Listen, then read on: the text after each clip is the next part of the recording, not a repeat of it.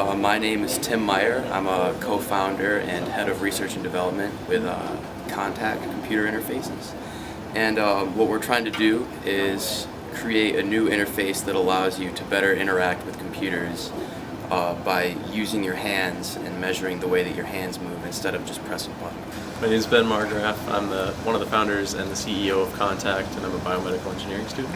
I was reading through the paper and I saw something about 3D printing, and when I was in high school I had a lot of experience with doing some 3D printing stuff and 3D modeling and all that, and I was like thinking about how it's really difficult to work in a 3D space on like a flat 2D computer screen, and I thought how it would be really cool if you could look at your object in three-dimensional space and kind of grab it and spin it around and feel it in your hand.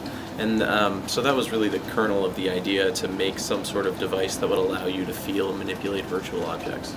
A lot of the parts were made here with the 3D printers that you see around in Kimmel. A lot of the components for the glove were printed off through using these machines, but then some of the other things were just standard electronic components like resistors and other things like that were just off the shelf. So kind of through the design process we combined some of the existing parts with things that we came up with and were able to 3D print, and that's how we arrived with our prototype. Ben had the idea for creating a device through which you can physically touch something that is virtual. So nowadays you kind of have like the Leap Motion and the Kinect system for the Xbox, and you can wave your hands around and the computer understands where you are, but you can't physically touch the objects that you see, and it kind of creates this disconnect that you have with the computer where you don't really have a sense of where you actually are in space.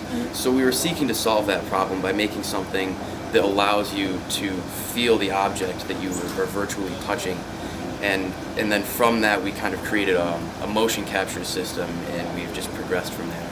We want to make it so that you really feel the realism of the virtual reality. So if you're walking down a hallway and there's a door, you reach forward and feel yourself push the door open, or if you're interacting with something, you can physically feel and touch it so that it feels much more real.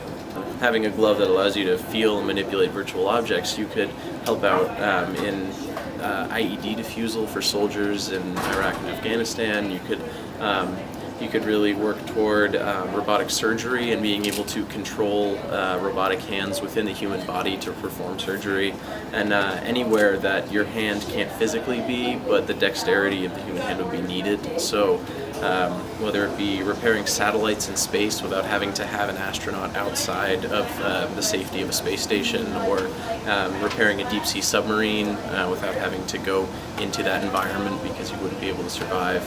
And ideally, we really think that our technology has the capability to help people and potentially save lives of soldiers in the field, and I would love to see this technology go in that direction.